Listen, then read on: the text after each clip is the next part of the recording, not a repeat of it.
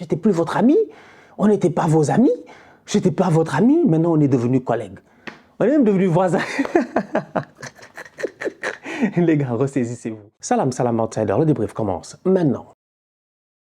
Arsenal et Chelsea ont joué aujourd'hui. Arsenal et Chelsea ont tous les deux fait match nul face à West Ham et Brentford. On va d'abord commencer par Arsenal qui a fait 1-1 face à Brentford. En toute honnêteté, ça fait mal. C'est très frustrant. Ce match nul-là est très frustrant. Pourquoi? Tout d'abord parce que Arsenal, ça fait maintenant, je dis bien, 3 matchs, toutes compétitions confondues, qu'on n'a pas gagné. Ça fait longtemps que ça nous était pas arrivé. Ça faisait longtemps que ça nous était pas arrivé. On n'a pas l'habitude, je dis, de ça. J'ai envie de dire que le tocarisme est de retour. Cependant, c'est pas ça le cas. Parce qu'aujourd'hui, Arsenal, sincèrement, à mon humble avis, le match nul 1-1, il est difficile, ça fait mal, tu dois jouer Manchester City dans quelques jours, normalement tu devais prendre des points d'avance, avoir un tout petit coussin et tout, être un peu plus à l'aise avant d'accueillir Manchester City, mais on est tombé face à une excellente équipe de Brentford, une équipe de Brentford quiconque regarde la Première Ligue sait qu'ils ne sont pas à la 8e place pour rien. Je dis bien, ils ne sont pas à la 8e place pour rien. Brentford, c'est un football qui est efficace, c'est un football, je dis bien, statistique, c'est des chiffres. Leur coach là, on aurait dit un vieux Einstein, ils sont là-bas assis tranquillement posés en train de calculer des chiffres, des datas, des gauches et des droites et c'est comme ça qu'ils réussissent à aller chercher des joueurs pertinents. Aujourd'hui à Brentford, sincèrement, tu regardes l'effectif et tu te dis mais c'est qui ceux-là? Eh ben c'est eux qui sont là. C'est qui ceux-là? Ils sont là. Ils sont là. Obligé de faire avec. On n'a pas de banc. Tu veux que je te dise quoi? On n'a pas de banc. On n'a pas de banc. Ouais, Arsenal devait taper Brentford. On sait tous qu'on devait taper Brentford. Ça, tout le monde le sait. Mais on n'a pas de banc. Trossard est rentré, il a marqué, après c'est fini. Après tu es obligé de faire rentrer Fabio Vieira à la 80e minute. Pourquoi? Parce que tu n'as que des joueurs défensifs sur ton banc. Jorginho n'allait rien t'apporter dans ce match-là. Tomiyasu n'allait rien t'apporter dans ce match-là. Kieran Tierney n'allait rien t'apporter dans ce match-là. Kiwior n'allait rien t'apporter dans ce match-là. C'est-à-dire qu'aujourd'hui, sincèrement, on va être très sérieux.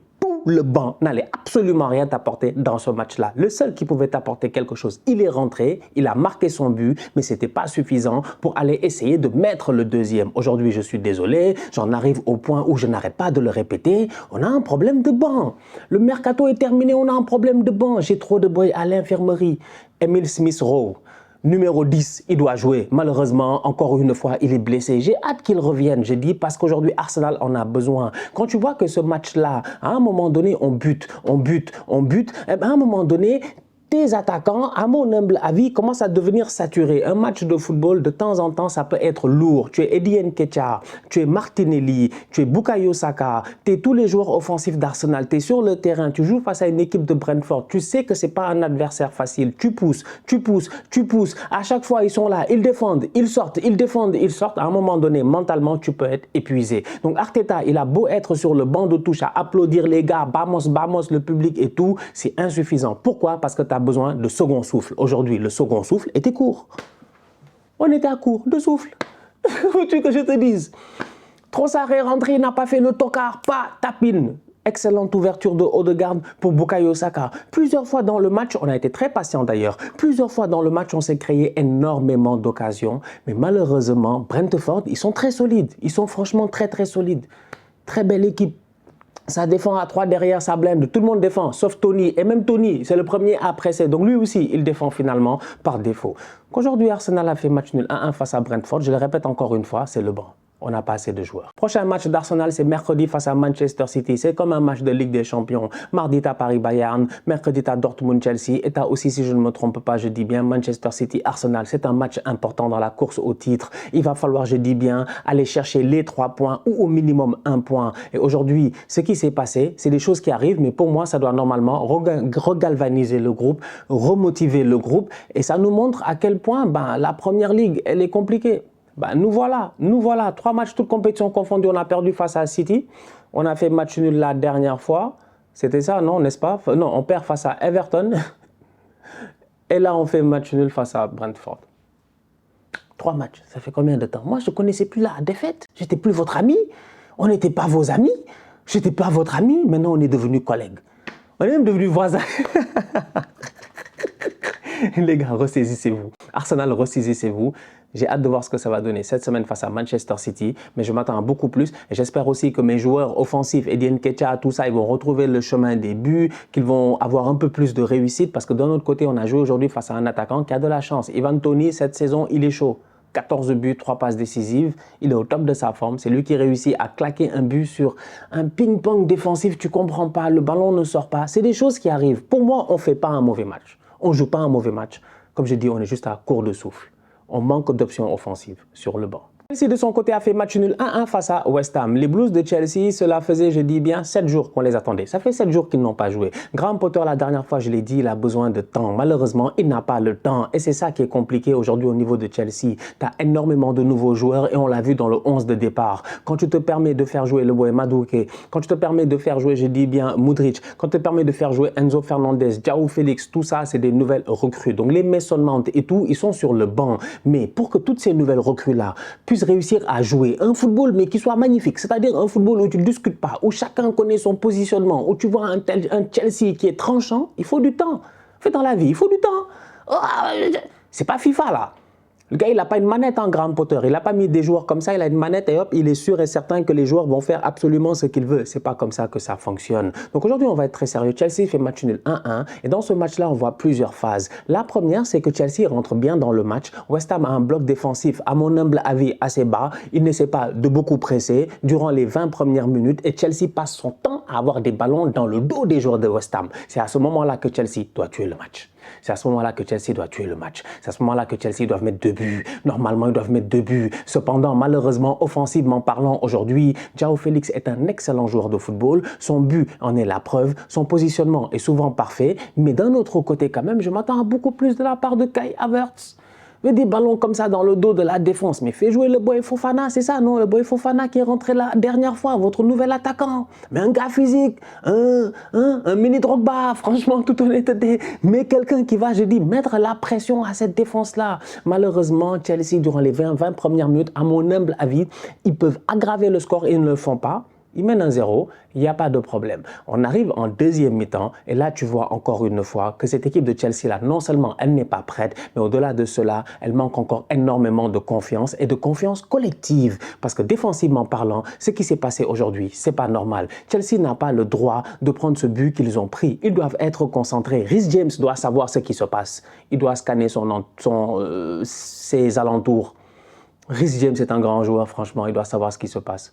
Il n'y a pas un monde où le boy, il quitte là-bas, il traverse tout le terrain, tout le monde le voit, le centre est dévié, il est tout seul au deuxième poteau. C'est pas sérieux. Donc aujourd'hui, dans cette équipe de Chelsea-là, comme je dis, collectivement parlant, jusqu'à présent, je n'ai rien vu. Mais ça fait 7 jours. Ça montre à quel point ça prend du temps. Il a travaillé 7 jours pour préparer ce match-là, Potter. 7 jours. Ne me fatiguez pas, vous n'avez joué personne. 7 jours de préparation, on n'a vu que des affaires individuelles. Tout ce qu'on a vu aujourd'hui, on le savait déjà. Moi, j'ai regardé le match de Chelsea, je n'ai rien appris. J'ai rien appris. Enzo Fernandez est fort. Et après, on sait tous. On sait tous qu'il est très fort. Super passe décisive, énorme à la récupération. Il ratisse à gauche et à droite. Franchement, Enzo Fernandez, en tout cas en ce moment, quand je le vois jouer avec Chelsea, là, on a eu l'occasion de le voir aussi avec l'Argentine. N'Golo Kanté avait, je dis bien, je sais pas, la qualité de passe ou whatever, je ne sais pas, d'un Jorginho ou quelque chose comme ça. C'est un mix assez intéressant, Enzo Fernandez. Il est hargneux et soyeux. Il m'intéresse. Lui, on devait mettre 100 millions sur lui, je suis d'accord. Mudryk, il est là, c'est beaucoup de vitesse et de percussion. Mais pour utiliser au maximum sa vitesse et sa percussion, eh ben, il faudrait qu'il y ait, je dis bien, un jeu huilé. Je vous l'ai dit, il a eu 7 jours. Et jusqu'à présent, vous n'êtes pas rassurés. Ça montre à quel point il lui faut du temps. Et je n'arrête pas de le dire, ça, tout le monde est d'accord là-dessus. Après avoir dépensé 600 millions, il faut bien se qualifier en Champions League. Ne vous qualifiez pas en Champions League. Restez 9e, 10e. Vous allez voir si le fair play financier ne va pas venir vous trouver. Les gars, quand même, sincèrement, entre vous et moi, soyons logiques. Tu ne vas pas dépenser 600 millions et puis après, tu joues la 10e place. On s'attend à mieux. Mais j'ai dit, il faut du temps. Mais Potter n'a pas de temps. Que faire? Chilwell, Ziyech, Mount, tout ça, ils sont rentrés. Encore. C'était court.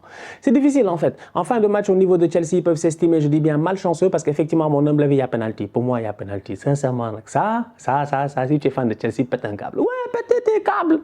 Bon, c'est dommage, hein, ça va pas un truc, mais il y a penalty. C'est que Soucek, lui aussi, Soucek a fait le même plongeon que son gardien. Tu as vu le gardien de West Ham, le plongeon qu'il fait pour essayer d'aller chercher, je dis bien, cette frappe-là en fin de match. C'est le même plongeon que le défenseur fait quelques secondes avant. Ils font exactement le même mouvement si tu regardes bien sur l'angle de caméra. Le gars a plongé comme un gardien de but. Il a mis sa main. On n'est pas des tocards. On sait comment agissent les bandits. C'était un geste de bandit. Et il s'en est sorti. Il y avait penalty pour Chelsea. Peut-être que Chelsea aurait pu gagner ce match 2-1 là. Mais pour moi, je pense que si tu es fan de Chelsea et que tu es lucide, normalement, tu dois te dire que il faut du temps. Il n'y a pas de problème. Vous avez vraiment acheté de bons joueurs. Moi, je suis d'accord avec vous. Je suis d'accord avec vous. Ok, on est un peu hater et tout parce que c'est vrai que, voilà, on est un peu jaloux, quoi. C'est un peu énervant de vous voir comme ça. On se dit, bon, les gars, ils ont quand même des bons joueurs. Ça, c'est vrai. Objectivement parlant, vous avez acheté de bons joueurs. Mais il faut du temps. Il faut du temps. Il n'y a personne qui a réussi en 2 temps, 3 mouvements, réussir à faire fonctionner une équipe comme ça, c'est pas possible. Potter, baguette magique, pas baguette magique, je dis bien Hermione Granger ou machin, Ronald Weasley, Gryffondor, Serpentard, ce que tu veux. Ça marche pas comme ça. Là, franchement, c'est le vrai monde, le monde des moldus. Ici, il n'y a pas de sorcellerie. On est entre nous, êtres humains normal. Il faut du temps. On va voir ce que ça va donner. Prochain match de Chelsea, Dortmund. C'est qu'il n'a même pas le temps, le pauvre. Il joue Dortmund en Ligue des Champions. Ils ne peuvent pas perdre face à Dortmund. Imagine, il y a un match. Imagine, il se passe quelque chose de pas cool face à Dortmund, ce qui est possible. Après, tu joues Southampton, ils sont derniers, ils sont désespérés. Après, tu joues Tottenham. Après, tu joues Leeds. Eux aussi, ils se battent. Après, tu joues Dortmund. Tu sais que le calendrier de Chelsea est très, très compliqué pour Graham Potter. On va voir ce que ça va donner d'ici la fin de la saison. Mais pour le moment, on suit. Prochain match, comme je dis, Dortmund. Shout out à Nampalys Mendy, oui, international sénégalais, il s'est géré aujourd'hui. Il a claqué un très beau but face à Tottenham. C'est bien, c'est très très bien. Tottenham, la semaine passée, ils ont tout donné pour Arsenal. Ils ont ralenti Manchester City. Merci beaucoup à Tottenham, franchement. Maintenant, ils sont de retour dans le tocarisme, ce qui est tout à fait normal. Aujourd'hui, ils mènent 1-0 au score. Tout va bien, tout est posé. Normalement, ils doivent contrôler ce match-là. Et après, ça commence à perdre des balles, des mauvaises relances, mauvais positionnement. Ça se fait taper 4-1. Super but de la part de Nampalys Mendy. J'ai envie de dire que Leicester, il n'y a pas longtemps, ils étaient au fond du trou. Mais là, en ce moment, avec le retour de James Maddison, Barnes qui est en forme, franchement, quiconque connaît la Première Ligue a vu ce Leicester-là, c'est que, ouais, je pense que Leicester, normalement, ça devrait tenir cette saison. On parlait de relégation, on va peut-être parler là de maintien. La famille, on se capte très bientôt pour un nouveau débrief. D'ici là, on continue à liker, on continue à partager, on s'abonne. On est ensemble, on reste en santé. C'est le plus important. Tous outsiders.